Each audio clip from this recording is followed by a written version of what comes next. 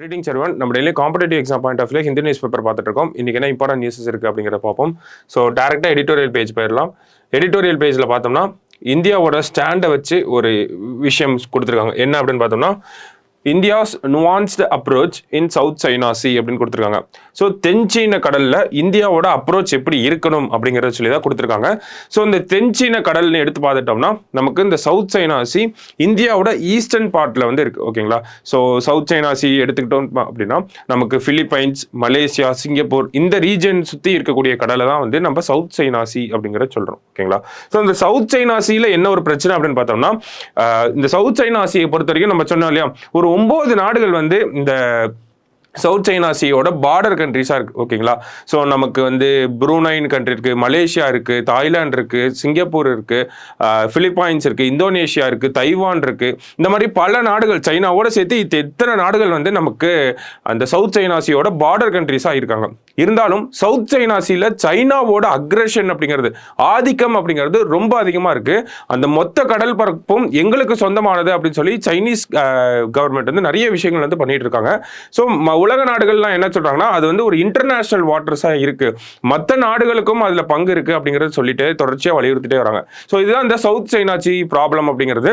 அந்த ஒரு கடல் பரப்புல சைனா முழு ஆதிக்கத்தை செலுத்தணும்னு நினைக்கிறாங்க, மிலிட்டரி பேஸ் எல்லாம் கொண்டு வரணும்னு நினைக்கிறாங்க. ஓகேவா? ஸோ அப்படி இருக்கப்போ இந்தியாவுக்கு பக்கத்தில் இருக்கக்கூடிய ஒரு பகுதியா இருக்கு. இன்டர்நேஷனல் ட்ரேடை பொறுத்த வரைக்கும் பார்த்தோம்னா நமக்கு எப்படி இந்தியன் ஓஷன் வழியா நிறைய ஷிப்மெண்ட் போதோ அதே மாதிரி சவுத் சைனா சி வழியாவும் ஏகப்பட்ட ஷிப்மெண்ட் வந்து போகுது. இன்டர்நேஷனல் ட்ரேடுக்கு ஒரு முக்கியமான ரூட்டா இருக்கிறது அந்த சவுத் சைனா சி. அது மட்டும் இல்லாமல் பார்த்தோம்னா இந்த சவுத் சைனா சியை நம்ம சைனீஸ் கண்ட்ரோலுக்கு விட்டுட்டோம் அப்படின்னா அது இன்டர்நேஷனல் ட்ரேடே வந்து ஆப்போசிட்டா மாறும். ஓகேங்களா? ரொம்ப சைனீஸ் கண்ட்ரோலுக்கு இன்டர்நேஷனல் ட்ரேடு மாறுற அளவுக்கு ஆயிடும். ஓகேவா? ஸோ அதனால இந்தியாவுக்கும் சரி உலகத்துக்கும் சரி இந்த சவுத் சைனா சியோட பிரச்சனையை கண்ட்ரோல் பண்ணணும் அப்படிங்கிறது ரொம்ப முக்கியமான ஒரு அப்ஜெக்டிவா இருக்கு. ஸோ அந்த வகையில் பார்க்குறப்ப நமக்கு சவுத் சைனா சி அப்படிங்கிறது இந்தியாவோட ஈஸ்ட் பகுதியில் வந்து இருக்கு. நம்ம ஈஸ்ட் சைடு அப்படின்னு பார்த்துட்டோம்னா இந்தியாவோட ஃபாரின் பாலிசியை எடுத்து பார்க்குறப்போ நம்ம eastern side of Asia, south east Asia நோக்கி ஏதாவது ஒரு பாலிசிஸ் வச்சிருக்கோமா அப்படின்னு பார்த்தோம்னா ஃபர்ஸ்ட் நம்ம லுக் ஈஸ்ட் பாலிசி அப்படின்னு சொல்லி கொண்டு வந்தோம். இந்த லுக் ஈஸ்ட் பாலிசிக்கு வந்து என்ன பண்ணிருப்போம் அப்படின்னா நம்ம ஈஸ்டர்ன் இந்தியாவுக்கு இந்த சவுத் ஈஸ்ட் ஏஷியன் கண்ட்ரிஸ் கூட நம்ம எக்கனாமிக் கோஆபரேஷனை வந்து மேம்படுத்திட்டே வந்திருப்போம். சார்க் போன்ற அமைப்புகள் இருக்கு, ஏஷியன் போன்ற அமைப்புகள் இருக்கு.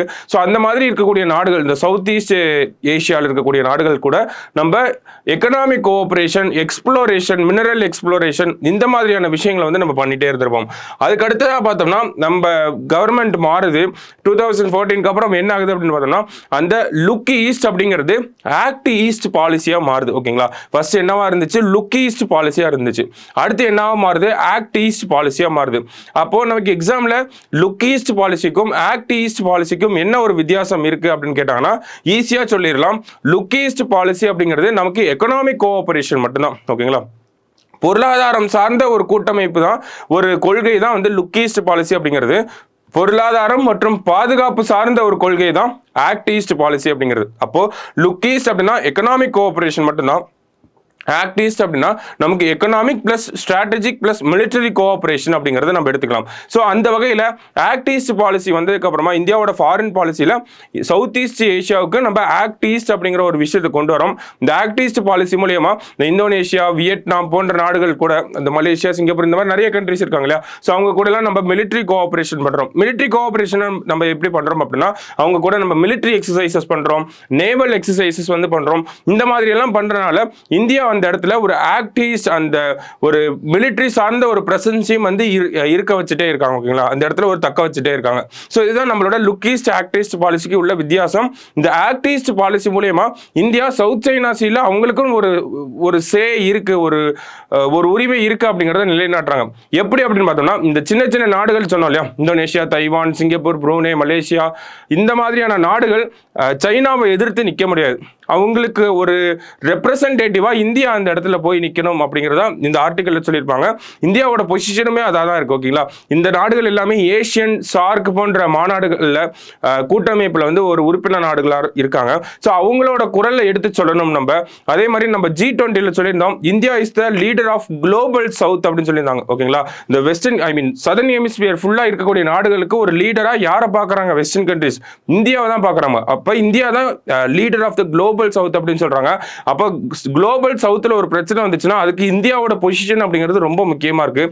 அந்த வகையில் இந்தியாவோட position in terms of south China sea என்னவா இருக்குது அப்படின்னு பார்த்தோம்னா, இப்போ வரைக்கும் சவுத் சைனா சீல இந்தியா சைனா வந்து இன்டர்நேஷனல் லாஸை வந்து மதிக்கணும் அப்படிங்கிறத சொல்கிறாங்க. அப்போ இன்டர்நேஷனல் லா என்ன இருக்குது அப்படின்னு பார்த்தோம்னா, united Nations convention on law of sea UN clause அப்படின்னு சொல்லி ஒரு சட்டம் இருக்குது. ஓகேங்களா, இது வந்து இந்த கடல் பரப்பு இருக்கு இல்லையா, இது வந்து இந்தியாவுக்கு சொந்தமான கடல் பரப்பு, இது வந்து இன்டர்நேஷனல் பவுண்டரி லைன், அந்த மாதிரியான விஷயங்கள்லாம் சொல்லக்கூடிய சட்டம் தான் வந்து இந்த யூஎன் கிளாஸ் அப்படிங்கிறது. ஓகேங்களா, ஒரு கடல் பரப்பு இருக்கு அப்படின்னா அது எந்த நாட்டுக்கு சொந்தமானது, எந்த எல்லை வரைக்கும், எந்த நாட்டிக்கல் மைல் வரைக்கும் உங்க நாட்டுக்கு சொந்தமானது, எதிலிருந்து இன்டர்நேஷனல் வாட்டர்ஸ் அப்படிங்கிறது ஆரம்பிக்குது, இன்டர்நேஷனல் கடல் பரப்பு அப்படிங்கிறது ஆரம்பிக்குது, இதெல்லாம் சொல்லக்கூடிய சட்டம் தான் இந்த யூஎன் கிளாஸ் அப்படிங்கிறது. ஓகேங்களா, அப்ப இந்தியா என்ன சொல்றாங்க, சைனா இந்த யூஎன் கிளாஸ் சட்டத்தை வந்து மதிக்கணும் அப்படிங்கறத சொல்றாங்க.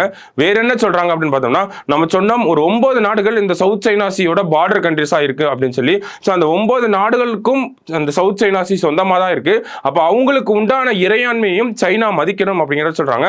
ஸோ அவங்களுக்குன்னு ஒரு சாவரனிட்டி இருக்கு, அவங்களுக்குன்னு இந்த சவுத் சைனா சீல ஒரு ரைட், உரிமை அப்படிங்கிறது இருக்கு, அதெல்லாம் மதிக்கணும் அப்படின்னு சொல்லி தான் இந்தியாவோட பொசிஷனா இருக்கு. அப்போ இந்தியாவை பொறுத்த வரைக்கும், சவுத் சைனா சீயை பொறுத்த வரைக்கும் இந்தியாவோட பொசிஷன் என்னவா இருக்கு அப்படின்னு பார்த்தோம்னா, சைனா இன்டர்நேஷனல் லாஸை வந்து மதிக்கணும், இன்டர்நேஷனல் மேரிடைம் லாஸை, இன்டர்நேஷனல் மேரிடைம் பவுண்டரிஸை, United Nations convention on law of sea, இந்த மாதிரியான சட்டங்களை மதிக்கணும் அப்படிங்கிறது.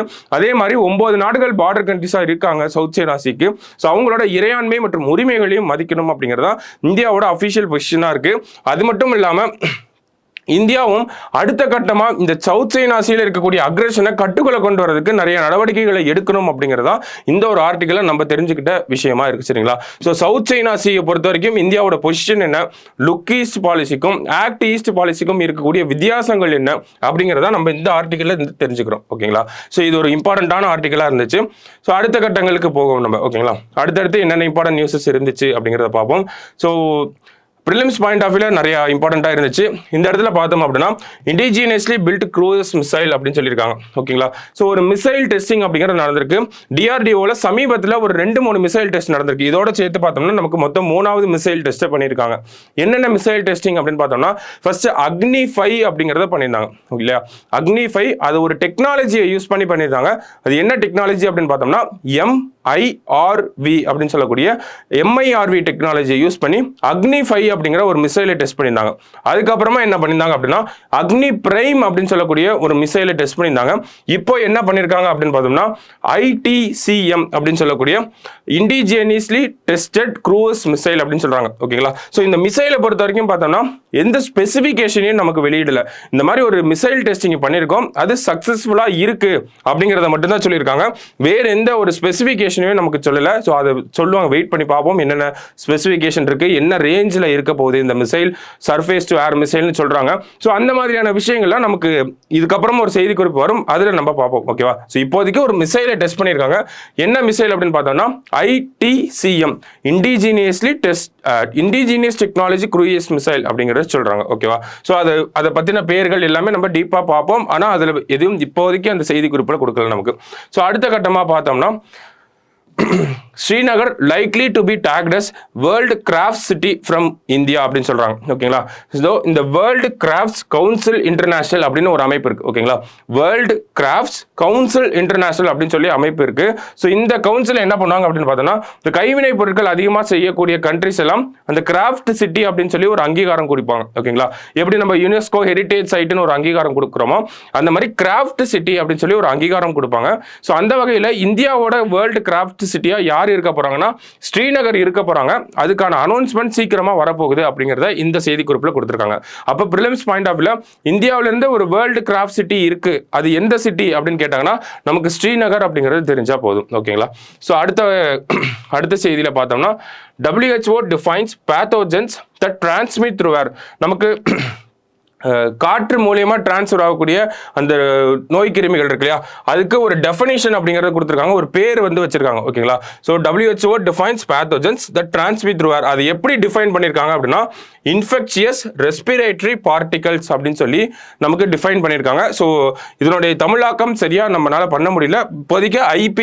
IRP அப்படின்னு சொல்லி கரெக்டாக ஞாபகம் வச்சுக்கோங்க. ஓகேவா, so pathogens that transmit through ஏர், நோய் கிருமிகள், காற்றின் மூலியமாக பரவக்கூடிய நோய் கிருமிகளுக்கு WHO ஒரு பேர் வச்சிருக்காங்க. என்ன பேர் அப்படின்னா ஐஆர்பி அப்படின்னு சொல்றாங்க, இன்ஃபெக்சியஸ் ரெஸ்பிரேட்டரி பார்ட்டிகல்ஸ் அப்படின்னு சொல்றாங்க. இன்ஃபெக்சியஸ் ரெஸ்பிரேட்டரி பார்ட்டிகல்ஸ். ஸோ இது ஒரு முக்கியமான விஷயமா இருக்கு. WHO சார்ந்து கேட்கறதுக்கு வாய்ப்புகள் இருக்கு. ஸோ நல்லா நோட் பண்ணி வச்சுக்கோங்க. காற்றின் மூலமா பரவக்கூடிய நோய் கிருமிகளுக்கு ஐஆர்பின்னு பேர் வச்சிருக்காங்க, இன்ஃபெக்சியஸ் ரெஸ்பிரேட்டரி பார்ட்டிகல்ஸ் அப்படின்னு சொல்லி. ஸோ இது ஒரு முக்கியமான செய்தியா இருந்துச்சு. ஓகேங்களா. ஸோ அடுத்த கட்டமா பார்க்குறப்ப நமக்கு தமிழ்நாடோட ஹிஸ்ட்ரி சார்ந்த ஒரு விஷயம். ஓகேங்களா. ஸோ அதை வச்சு ஒரு நியூஸ் கொடுத்துருந்தாங்க, அதோட முடிச்சிடலாம். அதுவும் நமக்கு ப்ரிலிம்ஸ் பாயிண்ட் ஆஃப் வியூ இம்பார்ட்டண்ட்டாக இருந்துச்சு. ஓகேவா. ஸோ என்ன சொல்லியிருக்காங்க அப்படின்னு பார்த்தோம்னா, நம்ம ஃப்ரைடே நியூஸ் பேப்பர்னா இந்த மாதிரி நக்கெட்ஸ் ஆஃப் ஹிஸ்ட்ரி அப்படின்னு சொல்லி தமிழ்நாடு சார்ந்து பாரம்பரியமாக வரலாற்று ரீதியாக இருக்கக்கூடிய செய்திகளை இந்த இடத்துல கொடுப்பாங்க. அதில் நம்ம எக்ஸாம் பாயிண்ட் ஆஃப் வியூல என்ன செய்தி இருக்கோ அதை மட்டும் நம்ம எடுத்துக்கிறோம். ஸோ இதில் இன்னைக்கு என்ன எக்ஸாம் பாயிண்ட் ஆஃப் வியூல இருக்குது அப்படின்னு பார்த்தோம்னா, கவு ஸ்லாட்டர் அப்படிங்கிற ஒரு விஷயம். ஓகேங்களா. இந்த மாடுகளை வந்து கொல்லக்கூடாது, இறைச்சிக்காக மாடுகளை கொல்லக்கூடாது அப்படிங்கிற விஷயங்கள்லாம் இப்பயுமே பிரச்சனையாக தான் போயிட்டு இருக்கு. ஸோ இந்த ஒரு பிரச்சனை வந்து 1887ஆம் ஆண்டு நடைபெற்ற காங்கிரஸ் மாநாட்டிலையும் எழுப்பப்பட்டுச்சு. சரிங்களா. ஒரு ஒரு தீர்மானம் கொண்டு வராங்க, கவு ஸ்லாட்டர் அப்படிங்கறத பிராண்ட் பண்ணும் அப்படின்னு சொல்லி.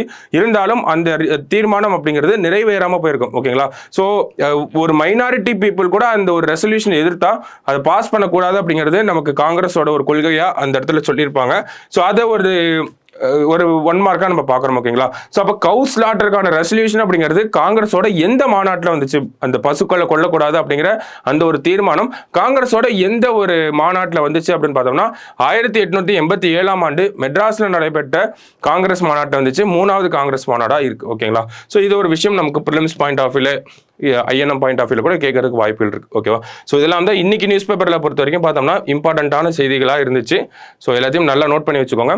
நாளைக்கு நியூஸ் பேப்பர்ல மீட் பண்ணலாம். தேங்க்யூ.